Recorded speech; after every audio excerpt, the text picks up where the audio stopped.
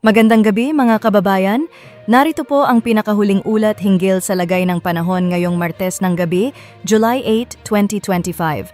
Patuloy pa rin ang epekto ng southwest monsoon o habagat sa malaking bahagi ng bansa habang wala tayong namamataang bagyo o LPA sa loob ng PAR. Pero may namataang low pressure area, LPA, sa malayong silangan ng bansa. Wala pa itong direktang epekto pero patuloy na binabantayan.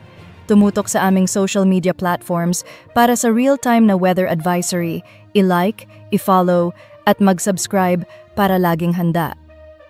Ayon sa Pag-asa, nakakaapekto ang habagat ngayong gabi. Maulap na kalangitan na may scattered rains and thunderstorms sa mga sumusunod. Ilocos Region, Batanes, Babuyan Islands, Metro Manila, Central Luzon, Cavite, Batangas, Occidental Mindoro, Palawan. Negros Island Region, Aklan, Antique, Zamboanga Peninsula, Barm, Soxargen. Mag-ingat sa mga posibleng pagbaha at pagguho ng lupa sa western sections ng bansa. Eastern sections ng Luzon, Visayas at Mindanao. Generally fair weather ngayong gabi pero may posibilidad ng localized thunderstorms sa hapon at gabi. Ayon sa Pag-asa, walang aktibong bagyo o LPA sa loob o paligid ng PAR. Pero may isang low pressure area, LPA, na nasa layong 1,865 kilometers sa silangan-hilagang silangan ng extreme northern Luzon. Mababa ang tsansang maging bagyo at hindi inaasahang makakaapekto sa bansa. Isa pang posibleng LPA sa silangan ng Taiwan ang inoobserbahan. May posibilidad na makaapekto sa pattern ng habagat hanggang Biyernes. Forecast temperature bukas. Sa Metro Manila, inaasahan ang temperaturang mula 26 hanggang 31 degrees Celsius, habang sa Baguio ay mas malamig na nasa pagitan ng 17 hanggang 20 degrees Celsius.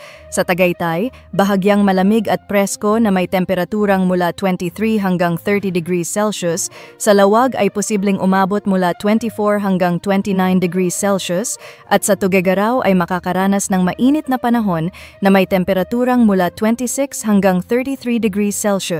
Sa Legazpi, inaasahang bahagyang maalinsangan na may temperaturang mula 26 hanggang 32 degrees Celsius. Sa Cebu at Tacloban, posibleng umabot mula 26 hanggang 32 degrees Celsius. Sa Iloilo ay mula 25 hanggang 32 degrees Celsius, habang sa Davao ay bahagyang mainit na may temperaturang mula 25 hanggang 33 degrees Celsius, at sa Cagayan de Oro at Zamboanga ay makakaranas ng lagpas average na init na may temperaturang mula 24 hanggang 32 degrees Celsius. Sa lagay ng karagatan, walang gill warning na nakataas. Moderate to rough sea conditions sa northern at western seaboards ng northern Luzon, mag-ingat pa rin ang maliliit na bangkang pandagat.